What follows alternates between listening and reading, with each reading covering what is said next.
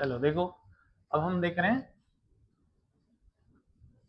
Uniform pure rolling.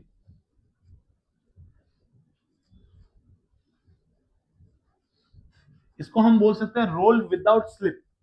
ठीक है, गौर से देखना।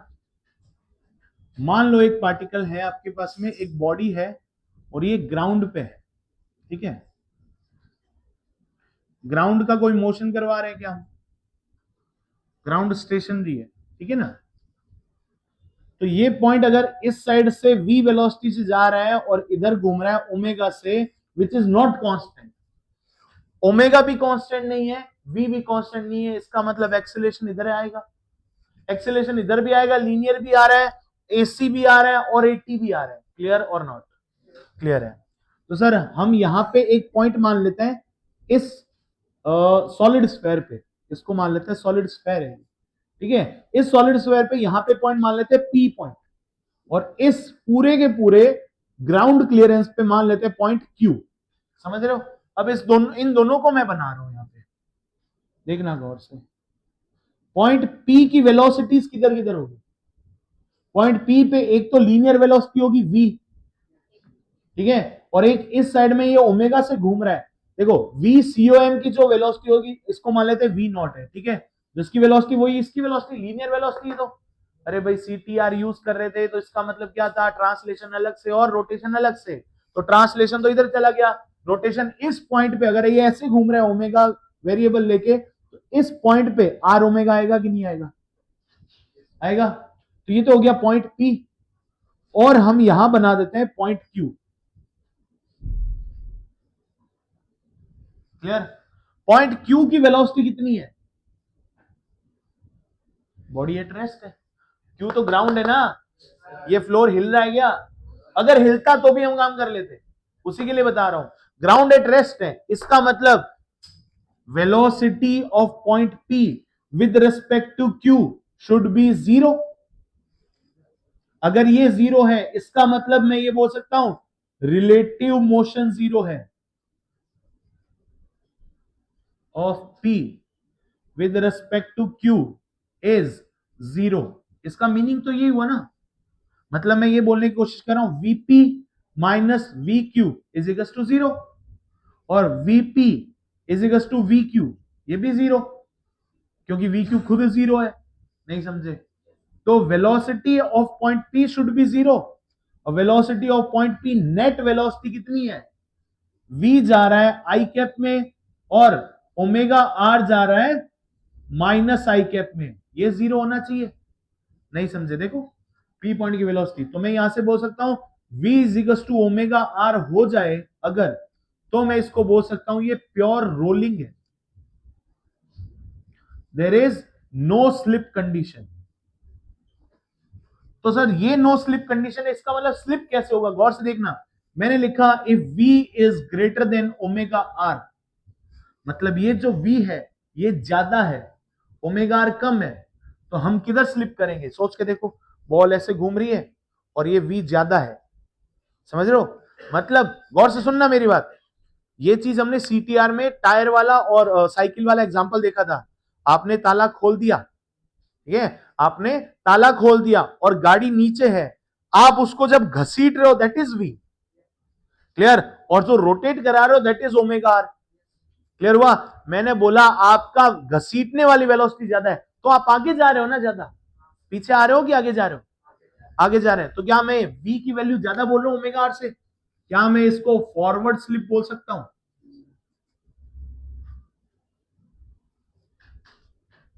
दूसरा, अगर v नॉट की वैल्यू कम है, ओमेगा आर ज्यादा है, इसका मतलब रोटेट ज्यादा कर रहा है वो। समझ रहे हो नहीं समझ रहे हो? रोटेट ज्यादा कर रहा है और लीनियरिटी कम दिखा रहा है, इसका मतलब वो पीछे आने की कोशिश करेगा। ये वाला पॉइंट इधर धक्का ज्यादा देगा कि नहीं देगा? देगा ना। इट मींस इस साइड में जाने की कोशिश कर रहा है, लीनियरिटी में जाने की कोशिश कम कर रहा है, तो ये क्या आएगा? बैकवर्ड स्लिप आएगा। तो आप यहां पे क्या बोल सकते हो? ये बैक स्लिप करेगा। और लेकिन मैंने ये बोल दिया कि sir v naught is equal to omega r आ गया, इसका मतलब यहां पे कोई रिलेटिव मोशन है क्या? कोई रिलेटिव मोशन नहीं है। इट मींस यहां पे ये वाला जो पॉइंट है हिसाब से बोला जाए तो ये स्टैटिक फ्रिक्शन है, क्योंकि ये चलने का काम दे ही नहीं रहा, नहीं समझे। यहां पे ये वाला पॉइंट वी नॉट इधर जा रहा है और आर ओमेगा इधर है, ये और ये दोनों कैंसिल हो गया। इस पॉइंट पे कोई वेलोसिटी है क्या? इस पॉइंट पे कोई वेलोसिटी नहीं है विद रिस्पेक्ट टू क्यू, ये ध्यान रखना, रिलेटिवली बात कर रहे हैं। विद रिस्पेक्ट टू क्यू इसकी कोई वेलोसिटी नहीं है। इट मींस ये यहां पे रोल करेगा, स्लिपिंग कंडीशन नहीं देगा, तो इसको हम क्या बोलेंगे? No slip condition. समझ में आया कि नहीं है?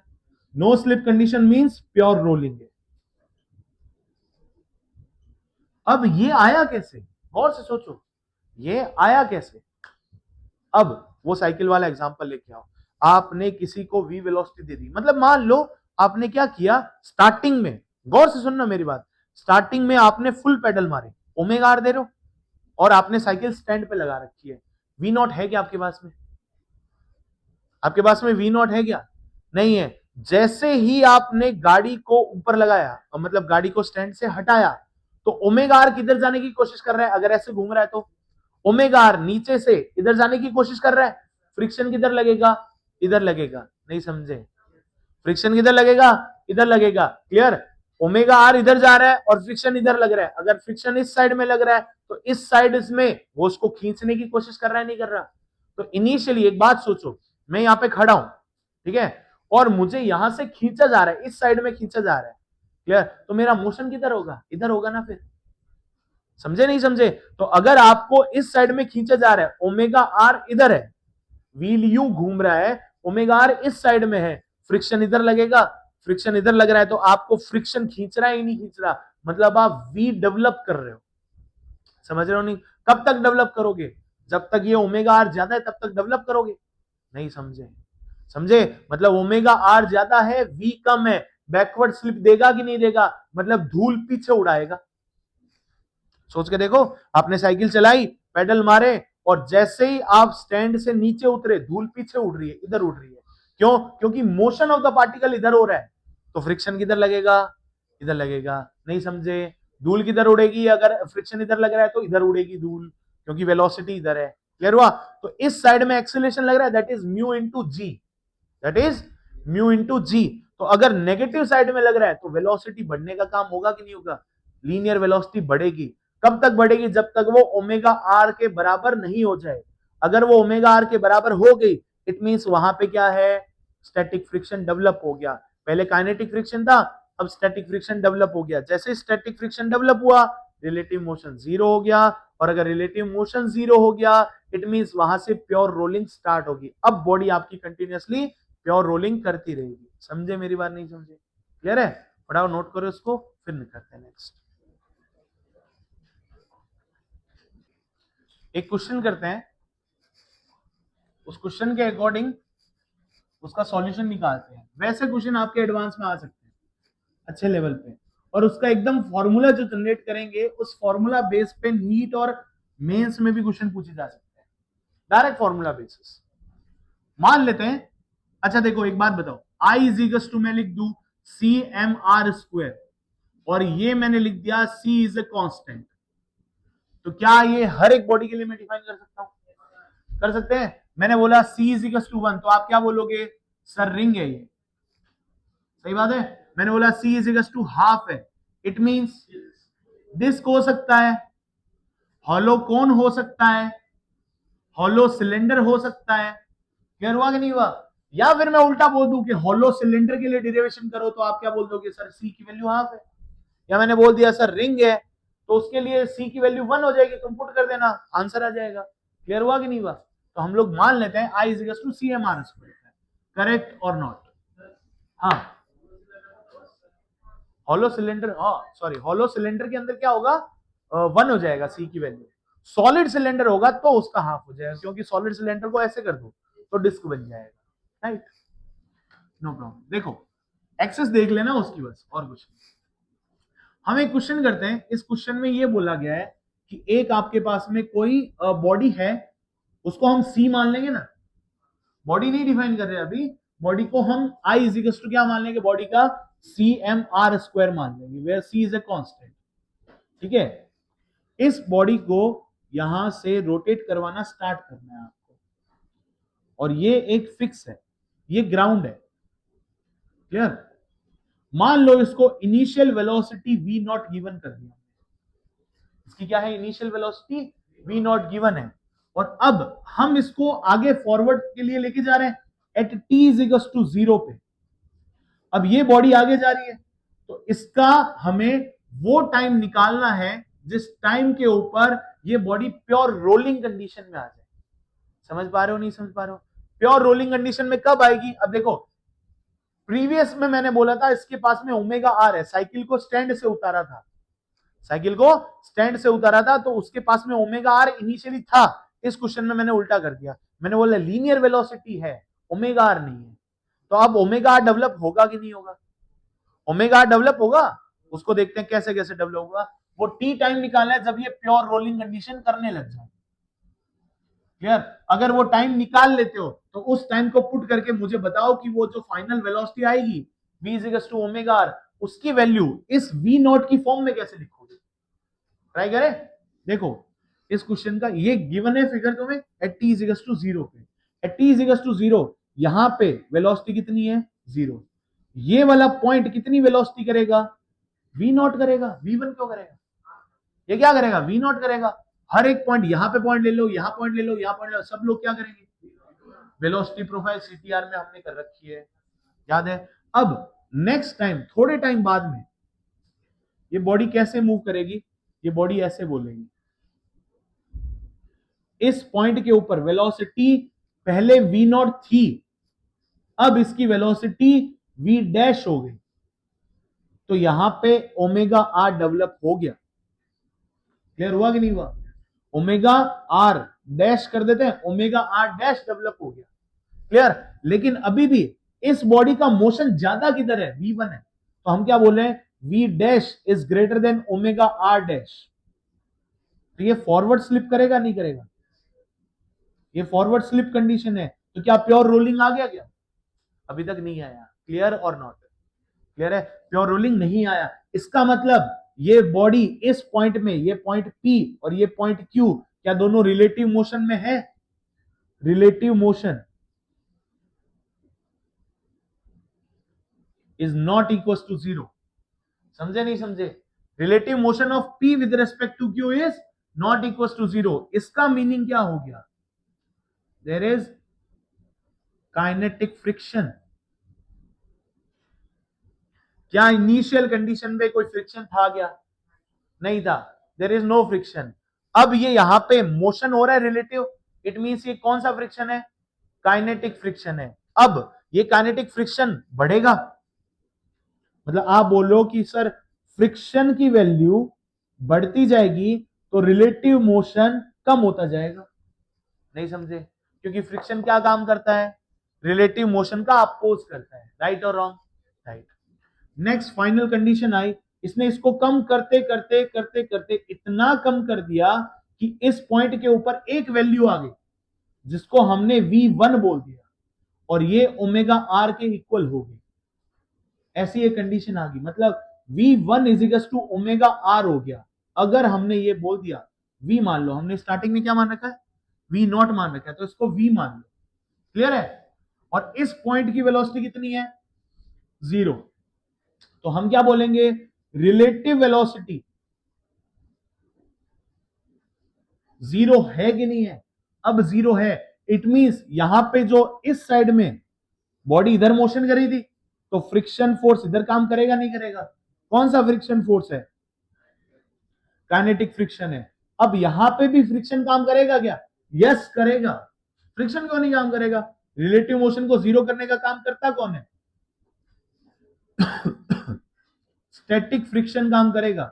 तो जैसे ही स्टैटिक फ्रिक्शन होगा तभी तो रिलेटिव वेलोसिटी 0 होगी। तो हम रिलेटिव वेलोसिटी निकालते हैं, velocity of p with respect to q must be 0। ये तो रिलेटिव वेलोसिटी है। वही चीज, velocity of p is equal to velocity of q, minus आके 0 हो जाएगा, इस 0 को हटा के इधर इक्वल टू लगा देते हैं। क्लियर है क्या? q की वेलोसिटी 0 है, p की वेलोसिटी है v i cap minus omega r i cap, तो v is equal to omega r आया कि नहीं आया? तो अब ये कंडीशन किसकी होगी? प्योर रोलिंग की कंडीशन होगी। क्लियर हुआ? तो स्टैटिक फ्रिक्शन हुआ कि नहीं हुआ? यहां पे कौन काम कर रहा है? Static friction. तो फ्रिक्शन फोर्स की वैल्यू क्या हो जाएगी? म्यू इंटू एन, और एन की वैल्यू क्या है? mg के इक्वल। तो क्या हम बोलते हैं friction force is equal to mu mg? सही बात है कि नहीं है? क्या मैं यहां पे बोल सकता हूं at time t is equal to t पर ये चीज हो रही है? समझ गए नहीं समझ गए? At time t is equal to t पर ये चीज हो रही है। इट मींस यहां से बॉडी v वेलोसिटी ले रही है और ओमेगा आर भी डेवलप कर रही है। तो v is equal to omega r is condition for pure rolling. Clear है यहां तक? कैसे डेवलप हुआ? पहले फ्रिक्शन काइनेटिक में गया, फिर धीरे धीरे बढ़ते बढ़ते बढ़ते फ्रिक्शन बढ़ रहा है तो रिलेटिव मोशन कम हो रहा है। रिलेटिव मोशन जीरो हो जाएगा तब ये बॉडी क्या कर देगी? स्टैटिक फ्रिक्शन पे आ जाएगी। इट मींस प्योर रोलिंग की कंडीशन आ गई। क्लियर और नॉट? चल, ये प्योर रोलिंग की कंडीशन टी पे आई। अब यहां पे कैलकुलेशन कर देते हैं, छोटी सी कैलकुलेशन है। ठीक है? अब देखो ये बॉडी कैसा मोशन कर रही है? क्या मैं इसको सीटीआर बोल दूं? सोच के देखो, क्या ये बॉडी सीटीआर नहीं कर रही है? वी भी जा रहा है, ओमेगा आर भी जा रहा है। सीटीआर को सॉल्व करने का तरीका क्या सीखा था हमने? ट्रांसलेटरी अलग कर लो, रोटरी अलग कर लो, दोनों का वेक्टरिज्म कर दो, काम खत्म हो गया। सही बात है कि नहीं है? क्लियर है? पहले इसको फटाफट नोट करो, फिर कैलकुलेशन पे आ जाते हैं। क्लियर? नोट करो फटाफट। यहां पे स्टार्ट करते हैं इसकी कैलकुलेशन। नोट हो गया आई गेस? देखो गौर से, सबसे पहले हम ट्रांसलेशन सॉल्व कर लेते हैं। ट्रांसलेटरी मोशन को कैसे सॉल्व करेंगे? सबसे पहले हम देखते हैं फ्रिक्शन फोर्स कैसा लग रहा है। फ्रिक्शन फोर्स होता है म्यू इंटू एम जी। सही बात है कि नहीं है? तो यही तो फोर्स है जो लग रहा है, और कौन सा फोर्स लग रहा है? और कोई फोर्स ही नहीं लग रहा, दैट इज एम ए। इसी से तो बॉडी आगे जा रही है, बट एक्सीलरेशन इस साइड में, तो ये रिटार्डेशन ही हुआ ना?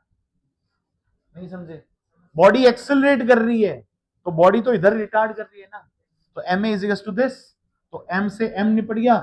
एक्सेलरेशन कितना आ गया? माइनस का म्यू जी। सही बात है कि नहीं है? क्या म्यू कांस्टेंट है? यस। क्या जी कांस्टेंट है? यस। तो ये एक्सेलरेशन भी कांस्टेंट आ गया। अगर एक्सेलरेशन कांस्टेंट है तो न्यूटन वैलिड है। न्यूटन वैलिड है तो v is equal to u plus a t. तो हमने कर दिया v is equal to u plus a t. तो v की वैल्यू पता नहीं, इनिशियल वैल्यू कितनी है लीनियरिटी में? इनिशियल वैल्यू कितनी है? लीनियर स्पीड कितनी है? v not. एक्सेलरेशन कितना है? माइनस का म्यू जी इनटू क्या आ गया? नहीं समझे? तो ये आ गई फर्स्ट इक्वेशन। सही बात है कि नहीं है? दूसरी बात करते हैं हम। ये तो हो गया फर्स्ट हमारा ट्रांसलेशन के लिए। दूसरा किससे सॉल्व करेंगे? रोटेशन के लिए। क्लियर? तो अब ये मैं हटा रहा हूं, इनिशियल पढ़ा है और फाइनल पढ़ा है बस। अब रोटेशन स्टार्ट करते हैं यहां पे। Second, rotation motion.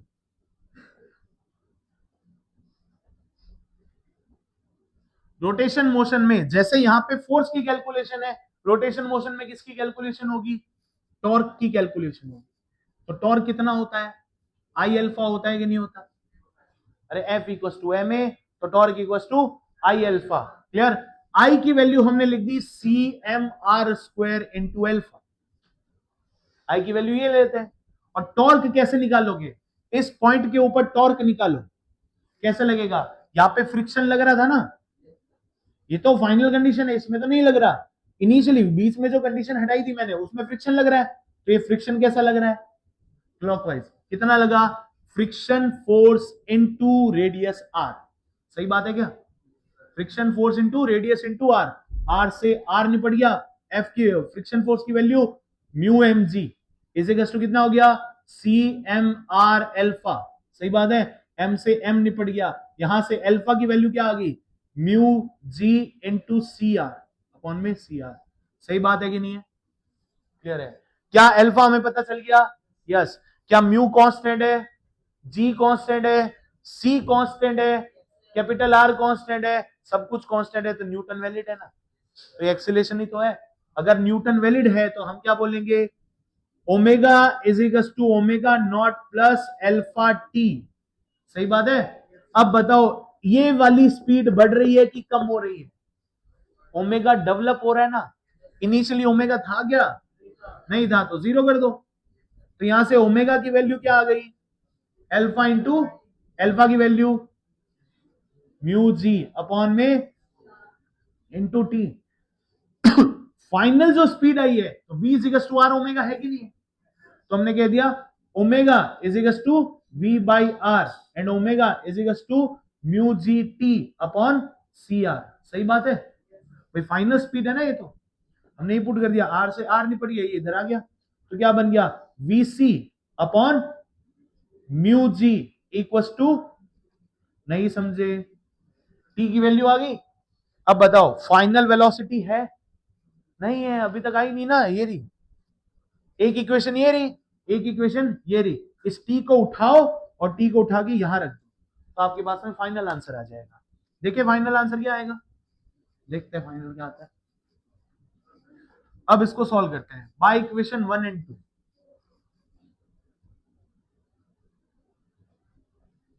v की वैल्यू क्या आ जाएगी, v naught minus mu g into t, t की वैल्यू कितनी है v c upon mu g. सही बात है कि नहीं है, तो म्यू जी से म्यू जी निपट गया, इस वी सी को इधर ले आओ, तो v plus v c is equal to v naught, v common आ गया 1 plus c equal to v naught, तो v की वैल्यू क्या आ गई वी नॉट अपॉन 1 प्लस सी।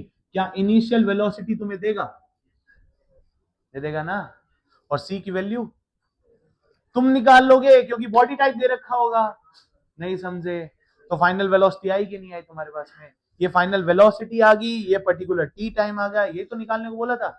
इतने टाइम बाद में ये इतनी वेलोसिटी ले आएगा, तो अब हम अगर टाइम की वैल्यू निकालने की कोशिश भी करें तो यहां पे हम इस टाइम की वैल्यू यहां पुट कर देते हैं। v की वैल्यू क्या आई हमारे पास में, v नॉट अपॉन, देखो v नॉट अपॉन 1 प्लस सी, ये तो होगी v की वैल्यू, c अपॉन में म्यू जी, तो टाइम ये आ गया।